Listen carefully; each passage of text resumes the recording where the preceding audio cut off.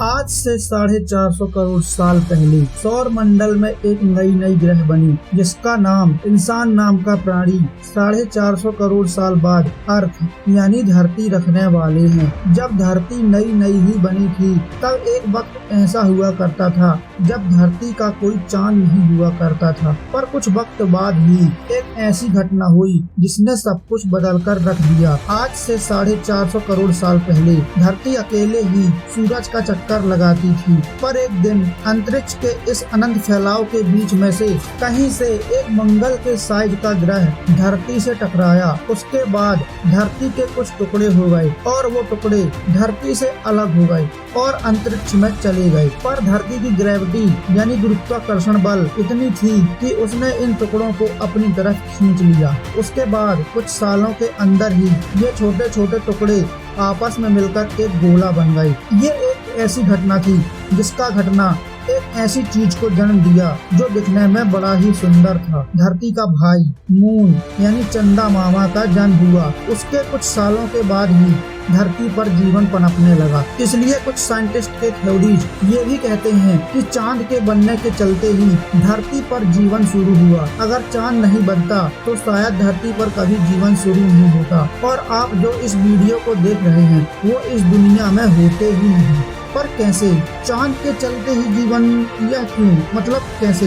इस चीज को समझने के लिए ये एक बार देख लो कि अगर चांद फट जाए या गायब हो जाए तो क्या हो। तब आप खुद समझ जाओगे कि चांद हमारे लिए इतना क्यों जरूरी है। दुनिया के खत्म होने की जितनी भी हाइपोथेसिस यानी परिकल्पनाएं हैं उनमें से ये सबसे ज्यादा खतरनाक है। धरती पर मौजूद पूरे समुद्र को एक्चुअली चांद ही कंट्रोल करता है। चांद धरती के चारों तरफ घूमते घूमते समुद्र के पानी को अपनी तरफ तानता है, जिसके चलते समुद्र में पानी बहुत ऊंचे लेवल पर उठता है जिसे हम लहरें कहते हैं। और इसी के चलते समुद्र में टाइड्स यानी समुद्री ज्वार उठते हैं। हम लोग अक्सर ये देखते हैं कि समुद्र में ऊंची लहरें उठती हैं, पर हम लोग कभी ये नहीं सोचते कि ये लहरें आखिर क्यों उठती हैं। कई लोग ये सोचते हैं कि ये सब हवा के चलते होता है, तो आज से आप जान लो ये सब हवा के चलते नहीं बल्कि यहाँ से करीब 3,84,400 किलोमीटर दूर अंतरिक्ष में मौजूद चांद के चलते होता है, जो धरती के समुद्र के पानी को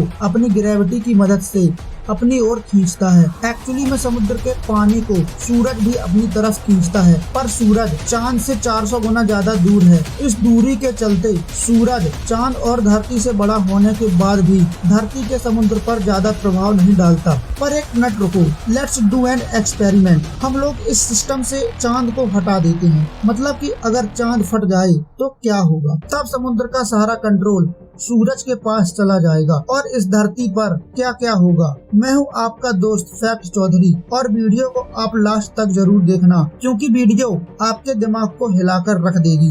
सूरज का गुरुत्वाकर्षण बल धरती के पानी को ज्यादा इफेक्ट नहीं कर पाता था, पर यह बात तब तक सच थी।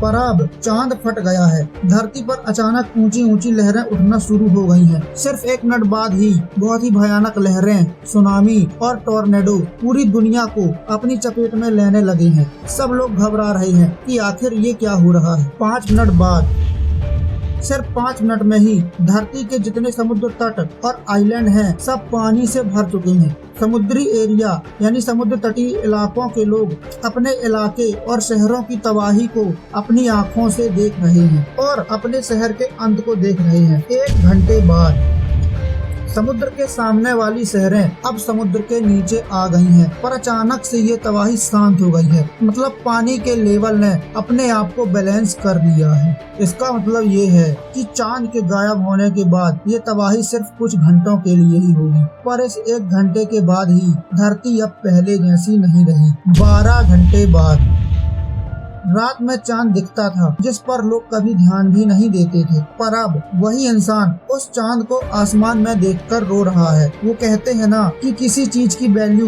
तब तक पता नहीं चलती जब तक वो हमारे पास रहता है। और एक चीज हुई, आपको पता है जब चांद था तब धरती अपने अक्ष पर कुछ ऐसे 23.5 डिग्री पर घूमती थी और चांद उसे इस पोजीशन में रखने में मदद करता था, यानी होल्ड करके रखता था। पर अब जब चांद है ही नहीं तब धरती धरती अपना कंट्रोल खो चुकी है और बहुत ही तेजी से सेक यानी हिल रही है। और इस घटना के चलते धरती पर हर एक घंटे सीजन बदल रहे हैं। जहाँ धूप थी वहाँ अचानक से बर्फ गिरनी स्टार्ट हो गई है और जहाँ कपकपाती शरीर जमा देने वाली ठंड थी वहाँ अब कड़कड़ाती धूप निकल आई है। नॉर्थ पोल और अंटार्कटिका जो कि धरती के सबसे ठंडे स्थान है, वहाँ पर अब सहन न करने वाली धूप और 50 डिग्री सेल्सियस से ज्यादा तापमान है। और सहारा डेजर्ट जो कि बहुत ही गर्म इलाका था, वहाँ पर अब स्नोफॉल यानी बर्फबारी होना शुरू हो गई है। ये सब इसलिए हो रहा है क्योंकि धरती अपने ही कच्छ पर बहुत ही ज्यादा हिल रही है। बिना चांद के सूरज और बाकी ग्रहों पर तो कोई प्रभाव नहीं पड़ा और धरती सूरज का चक्कर नॉर्मली लगा रही है, पर बिना चांद के वो बहुत ही ज्यादा हिल रही है। इसलिए हर एक घंटे सीजन बदल रहे हैं और धरती पर ऋतु नाम की कोई चीज ही नहीं रह गई है। धरती की इस सेक के चलते धरती पर कहीं न कहीं भूकंप आ रहे हैं और इसी सेक के चलते धरती पर जितने भी ज्वालामुखी थे वो अब एक्टिव हो गए हैं। इस अजीब कंडीशन के चलते 24 घंटे बाद अभी सुबह का टेम्परेचर 40 डिग्री सेल्सियस था, पर रात को अचानक से टेम्परेचर 0 डिग्री सेल्सियस पहुंच गया है। लोगों के फिल्टर का पानी, टैंक का पानी सब बर्फ में बदल चुका है। न्यूज चैनल्स में ये खबर आ चुकी है कि धरती की 700 करोड़ से भी ज्यादा आबादी में से 100 करोड़ से ज्यादा लोग जो कि समुद्र के करीब वाले इलाके में रहते थे, उनकी इस घटना के चलते मौत हो चुकी है। भारत के समुद्र की कोस्ट लाइन भी अब पानी के अंदर आ चुकी है, जिसमें गोवा, मुंबई, उड़ीसा सब मौजूद थे। और यह हमारी धरती की इतिहास की सबसे बड़ी घटना थी जो हमारी ही आंखों के सामने हो रही थी। 5वां दिन बिना चांद के इस अजीब मौसम वाली दुनिया में लोग बहुत ही मुश्किल से जी पा रहे हैं। हर एक घंटे बहुत गर्मी होती है तो कुछ ही घंटों बाद इतनी ठंड होती है कि पानी बर्फ में बदल जा रहा है। बिना चांद के सुनामी आने की वजह से समुद्र के जीवन पर भी बहुत ज्यादा अंतर पड़ा है। पानी में मौजूद मछलियाँ इस अजीब कंडीशन के चलते मर रही हैं और बाकी जीव जिंदा नहीं रह पा रहे हैं। किसान अब खेत में अनाज नहीं उगा पा रहा है क्योंकि मौसम इतनी तेजी से बदलता है कि वो अनाज उगने ही नहीं दे रहा। पूरी धरती में सिर्फ 5 दिनों में ही खाने की कमी महसूस होने लगी है क्योंकि लोगों को पता है कि ऐसी अवस्था में खाना अब सिर्फ साइंस की लैब में उगाया जा सकता है, जहां वैज्ञानिक साइंस की टेक्नोलॉजी के जरिए आर्टिफिशियल मौसम बनाकर एग्रीकल्चर करेंगे। इसलिए खाने की प्राइस भी बहुत ज्यादा हाई हो चुकी है। लोग इस अजीब मौसम से बचने के लिए अंडरग्राउंड बेसमेंट बनवा रहे हैं। ये तो कुछ भी नहीं हुआ, 6 घंटे बाद छठा दिन। आपने सही सुना, दिन अब 3 घंटे का ही होता है, इसलिए 6 घंटे बाद ही छठा दिन हो चुका है। मतलब कि 3 घंटे का दिन और 3 घंटे की रात, 6 घंटे बाद ही छठा दिन हो गया है। अब दिन 24 घंटे का ना होके सिर्फ 6 घंटे का होता है, क्योंकि जब चांद था तब धरती की रोटेशनल स्पीड यानी घुमाव को चांद कंट्रोल करता था, उसे होल्ड करता था, जिसके चलते दिन 24 घंटे का होता था। पर अब चांद जा चुका है। जब चांद है ही नहीं, इसलिए धरती की रोटेशनल स्पीड वापस बढ़ चुकी है, जिससे एक दिन अब 6 घंटे का होता है। मतलब एक साल में 365 नहीं बल्कि 1000 से भी ज्यादा दिन होंगे। सामान्य लोगों को कुछ समझ नहीं आ रहा है कि ये क्या हो रहा है। 24 घंटे के अंदर ही 4 बार सूरज निकलता और डूबता है। धरती के सारे घड़ी और टाइम जोन अब किसी काम के नहीं रहे। साइंटिस्ट अब एक नई टाइम सिस्टम बनाने की कोशिश कर रहे हैं। 1 महीने बाद, हाँ, पर ये हमारा हमेशा की तरह 30 दिन वाला नहीं, एक दिन यानी 24 घंटे इंटू 30 दिन 720 घंटे वाला महीना नहीं, बल्कि एक दिन यानी 6 घंटे इंटू 30 दिन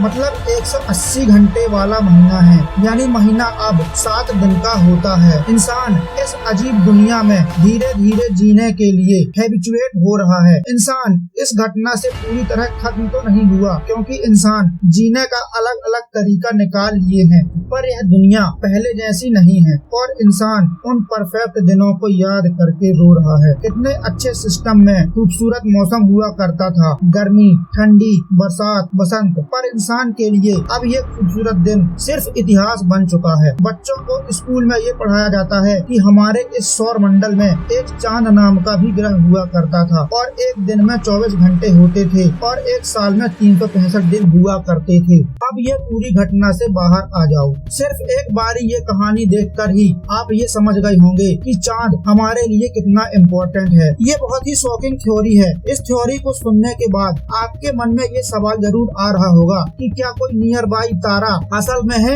जिसके चांसेस हैं कि वो हमारे चांद को हिट कर ले। असल में यही एक वजह है जिससे चांद सच में फट सकता है। पर दोस्त, अब मैं आपसे कहूँगा कि आप रिलैक्स हो जाओ, क्योंकि साइंटिस्ट ने जितना एनालाइज किया है उससे अब तक यही सिद्ध हुआ है कि फ्यूचर में ऐसी घटना होने के चांस बिल्कुल ना के बराबर है। सूरज के बाद जो सबसे नजदीकी तारा है जिसका नाम अल्फा सेंटोरी है, जो धरती से 4.3 लाइट ईयर्स दूर है और वो परफेक्टली एक्टिव तारा है और उससे कोई खतरा नहीं है और फ्यूचर में वो कभी फटेगा भी तो उससे कोई गामा रेस तो नहीं निकलेगी। मतलब ऐसी घटना सच में होना तो अभी 21st सेंचुरी यानी 21वीं सदी में नामुमकिन है। इस परिकल्पना से आप चांद का महत्व तो समझ ही गए होंगे और आशा करता हूँ आप बहुत ज्यादा एंटरटेन भी हुए होंगे। ये वीडियो आपको कैसा लगा नीचे कमेंट जरूर कर देना। वीडियो को लाइक और शेयर जरूर कर देना और इस चैनल को अभी तक सब्सक्राइब नहीं किया है तो सब्सक्राइब जरूर कर लेना, साथ ही बेल आइकन को ऑन कर लेना।